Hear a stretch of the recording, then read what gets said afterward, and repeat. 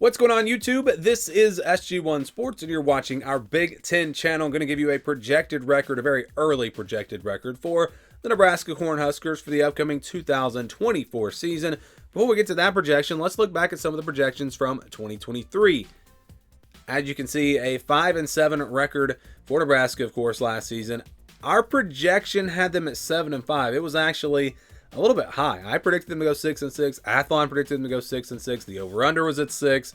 So the expectation really for Nebraska was 6-6, even though our projection again came out at 7-5. Not really sure why it was that high. Of course, Colorado was a lot better than we expected, but the rest of the Big Ten was really not great last year. So I don't really know how they came out 7-5, but they did, and we'll see what the projection is this year. Again, this is the schedule, and this is the scale that we use. So if it's under 20 or over 80, those are pretty much considered guaranteed wins. Games where I think the spread will be 17 plus points, somewhere in that range.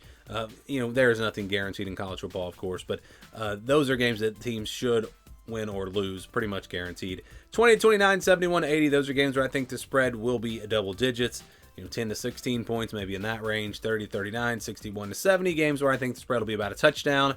6, 7, 8 points. And then your 50-50 games, less than that, really games that can go either way. So we start with the easy wins for Nebraska, and I think you've got UTEP and you've got Northern Iowa. So you can go ahead and count these as wins unless something crazy happens. They should be able to take care of business in both of these matchups, both at home and against really inferior opponents. So let's go now to the games where I think they'll be underdogs by about a touchdown. So we got USC and we've got Iowa.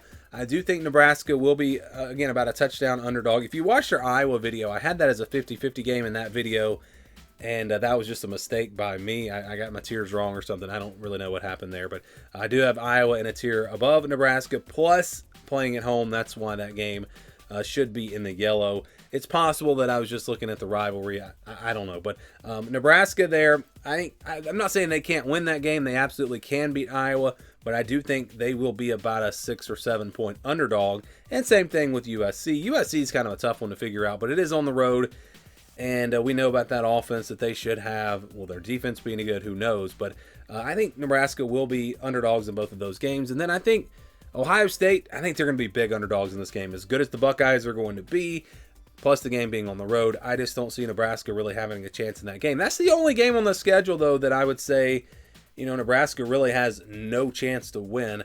I think every other game they at least have a chance. And so you look at, that's it. We're at the end here. Colorado, Illinois, Purdue, Rutgers, Indiana, UCLA, and Wisconsin. These are all 50-50 games. These are all games that could go either way. Again, games where I think the spread will be less than 6 points. Colorado's a home game. I know they beat them last year. I think Nebraska should be a little bit improved this year, and I think they'll probably be favored by a field goal in that game. Illinois, I think they'll probably be favored by 4 or 5 points in that game. Purdue, that's basically a pick 'em. Rutgers, I think, is basically a pick 'em. Indiana, I really have this feeling that Indiana's going to be a lot better, but with the coaching change and everything, but we'll see.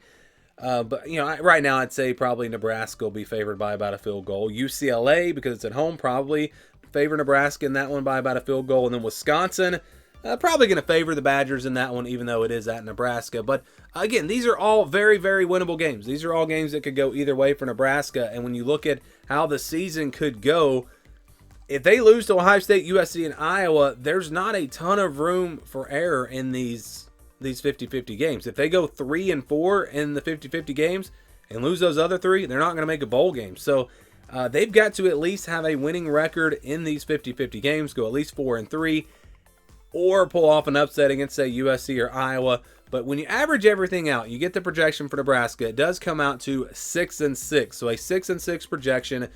Again, if they were to lose those 3 games, the projection would say they're going to go 4-3 in the 50-50 games, or maybe 3-4 in the 50-50 games and pull off an upset at USC or Iowa.